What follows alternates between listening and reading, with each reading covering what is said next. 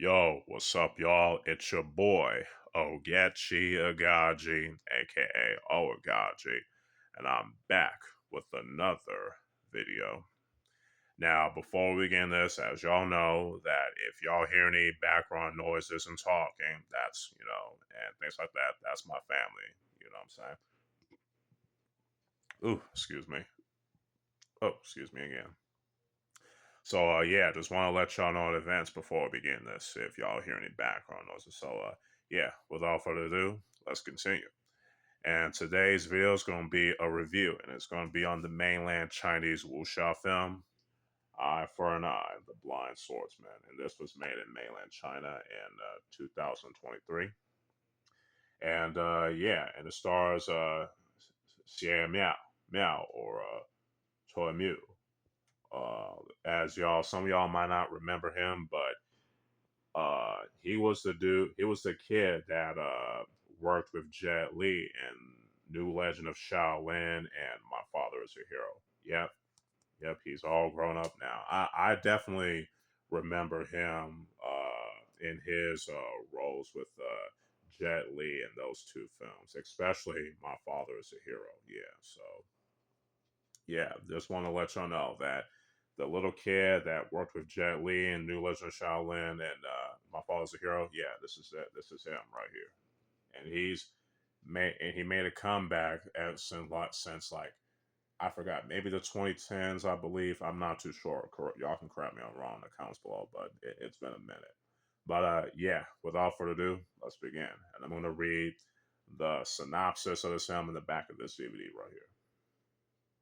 After stumbling into the aftermath of a brutal attack that resulted in an innocent man's murder, a highly trained and exceptionally deadly swordsman temporarily sets aside life as a bounty hunter to investigate. As the truth behind the tragedy comes to life, the former killer for hire decides to hunt down his prey for an entirely different reason: rage. Yeah, pretty cool, right? Now let's talk about the story, the characters, action, cinematography, all that. Let's talk about it. Now, honestly, I think the story is pretty good in my opinion. Yeah, I mean, yeah, you might say it's basically like Zatoichi, the Blind Swordsman, but in Tang Dynasty and the Tang Dynasty era of ancient China, but he's a little bit different from Satoichi outside of being a blind swordsman himself. Um, I don't want to get too deep into that. I mean, excuse me. What I was about to say, oh yeah, with Zatoichi is Yakuza and a Masoor. With him, he's not a Masoor, you know what I'm saying? He's a bounty hunter. That's one of the main things making him different.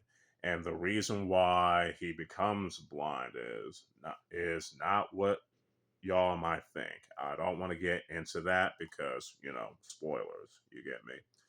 But what I like about his character is that even though he's his bounty hunter, he's definitely has good in him, which is cool. Especially when keep watching the movie, you learn a little bit more about his past. You know what I'm saying? And yeah, you'll definitely be intrigued with this character. That I would say, especially interaction with a girl whose family was or her friends was murdered. That I would say. Anyway, I think Tze Miu or Xie Mao, he did a very good job in playing character. That I would say. All the actors in this film did a good job in their roles, which I like. Yeah, the story is pretty good, and the characters are definitely interesting, and the acting definitely pretty good in my opinion. So story and characters each get a 4.5 out of 5. Acting 4.5 out of 5 as well. Now let's talk about the action, cinematography, editing, all that. The fight choreography in this film, the action is is pretty dope in my opinion. Some awesome swordplay. You know what I'm saying? We get to see some hand to hand stuff in there, which is cool.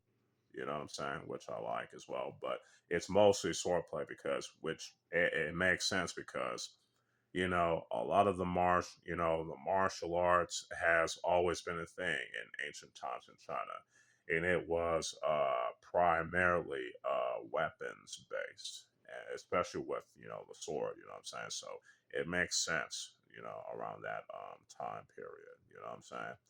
Um, I like how the film was the fight scenes were shot very well, and the editing was pretty good too. The entire film as a whole was shot pretty well, and I definitely like that as well. Especially with the locations, you get the from the village to this city and whatnot to the hideout, the bad guys, all that. I mean, pretty good. So the action, cinematography, and even the editing, the light. Oh, the light is pretty good too. I forgot about that, especially for the inside the scene, the ends and all that. Also pretty good. So anyway, action definitely a 5 out of 5 in my opinion. So it's the cinematography and the lighting gets a 4.5. Editing, yeah, a 5 out of 5 as well. Let's talk about the music. The music is like traditional Chinese music. I believe. I'm not too sure. It also has some drums as well there, which is pretty cool. It definitely fits within especially with the climax of the film, which is cool. You know what I'm saying? Yeah, the music was done pretty well. You know what I'm saying? Especially for the end credits, I definitely like that. You know what I'm saying? Yeah, the music definitely gets a 4.5. I will also say I definitely recommend y'all watching this in Mandarin with English subtitles. Avoid the English dub at all costs. So yeah. Overall, Eye for an Eye, The Blind Swordsman is a pretty dope ass mainland Chinese wuxia film that I definitely recommend y'all watching this. Y'all won't be disappointed, at least in my opinion. So, yeah, this film definitely gets a 4.5 out of 5 in my opinion. Hopefully, y'all enjoyed this, review because I definitely enjoy making it. If you like it, you can like it, share it, all that good stuff. Stay tuned for more videos on the way and things. I mean, y'all know what it is. So, yeah.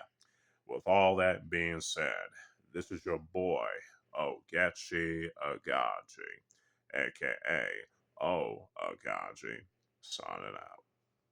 Peace.